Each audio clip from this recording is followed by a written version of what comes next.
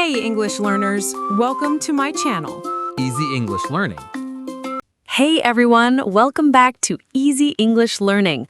I'm Lily. And I'm James, and wow, do we have a good one for you today. We really do. Today we're talking about something that honestly took me years to figure out. Oh, now I'm curious. What is it? Loving yourself, like really loving yourself, more than you try to please anyone else. Oh, that's a big one. I think a lot of people struggle with that, actually, including me, if I'm being honest.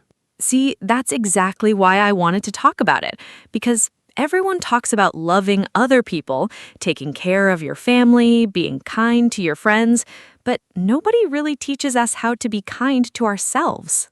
That's so true. It's funny, we spend so much energy worrying about what other people think of us. Right? And meanwhile, we're pretty harsh with ourselves behind closed doors. Guilty as charged. I used to beat myself up over every little mistake. Like if I messed up a presentation at work, I'd replay it in my head for days. Days? Days! I'm not even exaggerating. My inner voice would just go on and on. Why did you say that? That was so stupid. Ugh, I know that voice. We all have that little critic living in our heads. Exactly. And the strange thing is, if a friend made the same mistake, I'd never talk to them like that. That's such a good point. We'd say something like, hey, don't worry about it. It happens to everyone. Right. We're so gentle with others, but so tough on ourselves. So today, let's dig into why that happens and, more importantly, how we can change it. I'm all ears. Where do we even start? Let's start with what self-love actually means, because I think people misunderstand it. Go on. A lot of people think self-love is about being selfish or thinking you're better than everyone else. Right. Like it sounds a bit arrogant when you first hear it. Exactly. But that's not it at all. Self-love is really about respecting yourself, being patient with yourself, and treating yourself the same way you'd give a close friend. Ah, I like that definition. It's not about ego, it's about respect. Precisely. It's the difference between saying, I deserve good things, and saying, I'm better than you. That makes a lot of sense. So how did you personally learn this? Because I remember you telling me once you used to be really hard on yourself too. Oh, incredibly hard. Back in university, I used to compare myself to everyone around me, my classmates, my roommates, even people online that I didn't even know personally. The classic comparison trap. Yes, and it's exhausting. I'd scroll through social media and think, why isn't my life like that? Why don't I look like that? Why haven't I achieved that yet? I think almost everyone has fallen into that trap at some point. Definitely. And what really opened my eyes was a conversation with my grandmother, actually. Oh, tell me more. So I was venting to her one day, complaining about how I felt like I wasn't good enough, and she just looked at me and said, would you talk to your best friend the way you talk to yourself? Oof, that hits hard. It really did. I sat there in silence because the answer was obviously no. I would never tell my best friend she wasn't good enough. That's such powerful advice from your grandmother. It changed everything for me. From that day, I started paying attention to my inner voice, and slowly I began to change how I spoke to myself. That's beautiful. You know, I had a similar wake-up call, but mine came from something completely different. Oh yeah? What happened? So a few years ago, I went through a pretty rough breakup. Oh, I remember that. Yeah, it was tough. And afterward, I felt like I wasn't worthy of love, like something was fundamentally wrong with me. That's such a common feeling after a breakup, though. Totally common, but it doesn't feel common when you're in it. I remember lying awake at night thinking, what's wrong with me?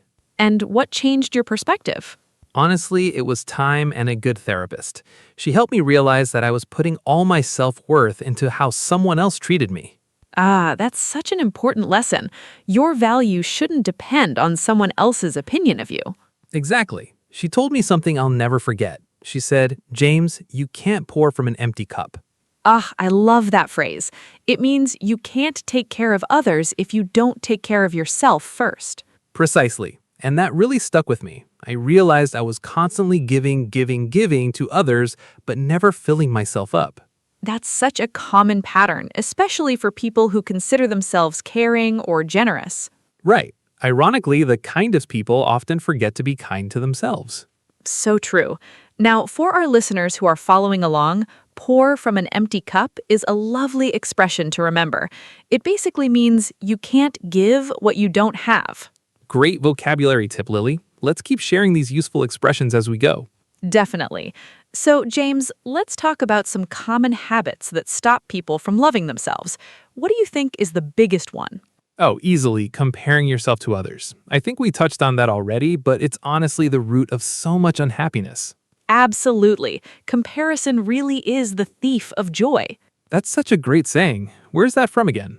I believe it's often attributed to Theodore Roosevelt, but it's been repeated so many times, it feels like common wisdom now.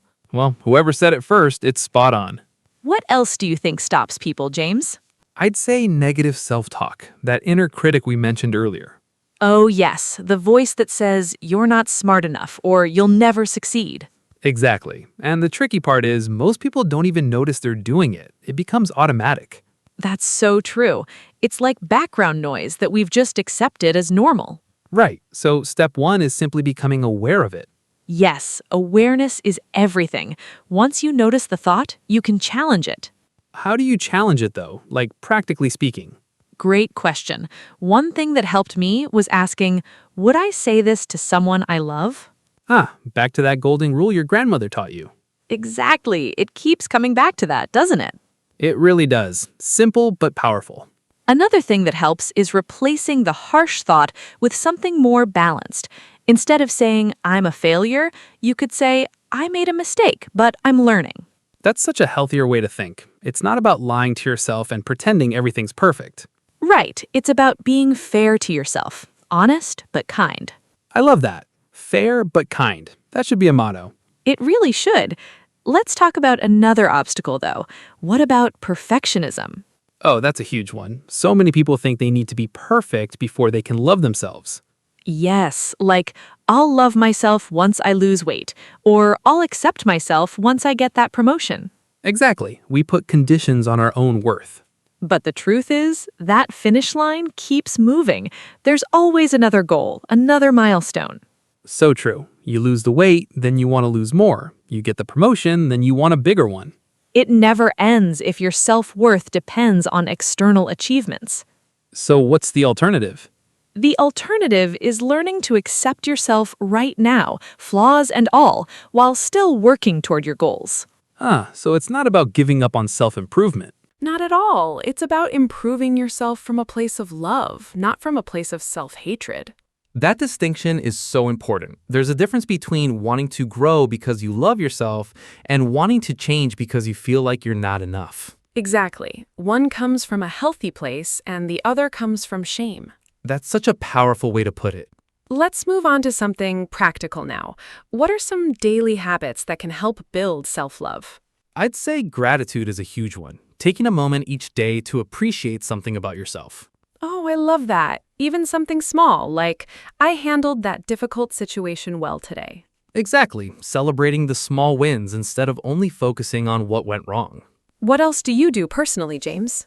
Honestly, I've started journaling. Just a few minutes every night, writing down my thoughts. That's such a healthy habit. Does it actually help? It really does. It helps me process my emotions instead of bottling them up. I think a lot of people are afraid to sit with their own thoughts.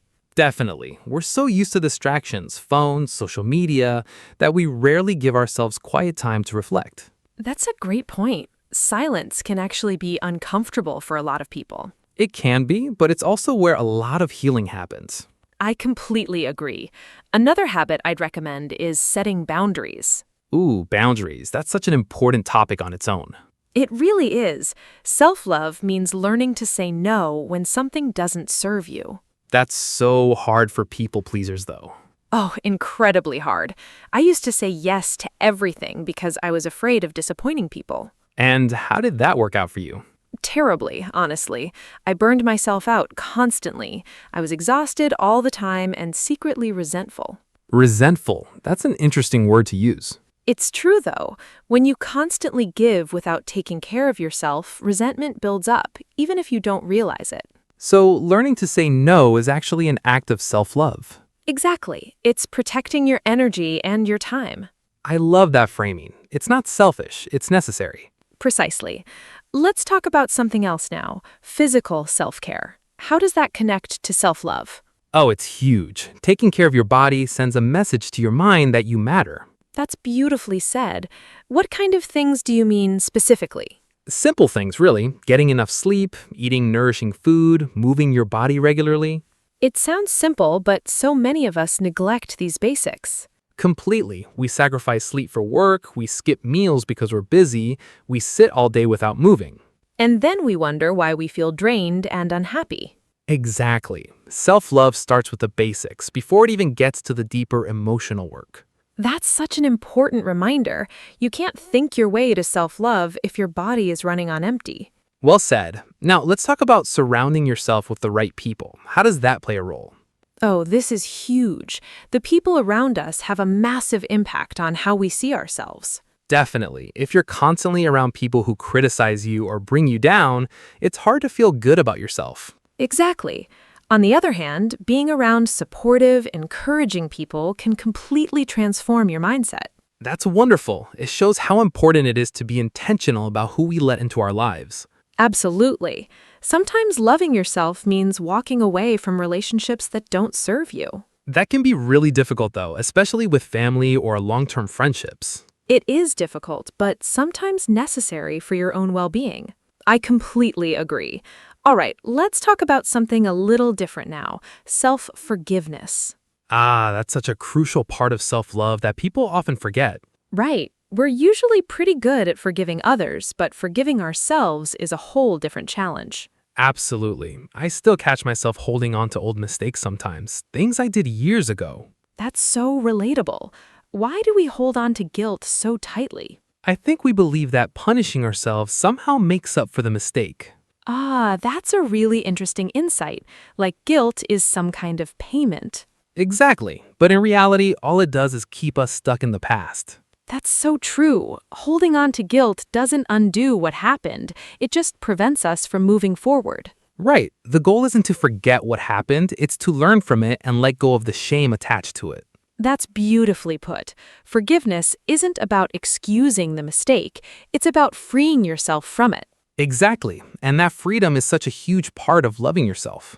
All right, let's wrap up this part of the conversation with something a bit more uplifting. What would you tell someone who's really struggling to love themselves right now? I tell them that it's a journey, not a destination. You won't wake up tomorrow suddenly loving yourself completely. That's such an important point. It's a process, small steps every single day. Exactly. And I'd remind them that they're not alone. Almost everyone struggles with this at some point. That's so true. Even the most confident-looking people have insecurities. Definitely. Confidence isn't about having no doubt. It's about moving forward despite them. I love that. What about you, Lily? What would you tell someone struggling with this? I think I'd say be patient with yourself. Growth takes time, and there's no need to rush the process. That's beautiful advice. And I'd add, celebrate your progress, no matter how small it seems. Yes, even tiny steps forward deserve recognition. Exactly. All right, before we wrap up, let's quickly review some of the useful expressions we used today for our English learners. Great idea. We mentioned pour from an empty cup, which means you can't give to others if you haven't taken care of yourself first. We also said comparison is the thief of joy, meaning comparing yourself to others steals your happiness.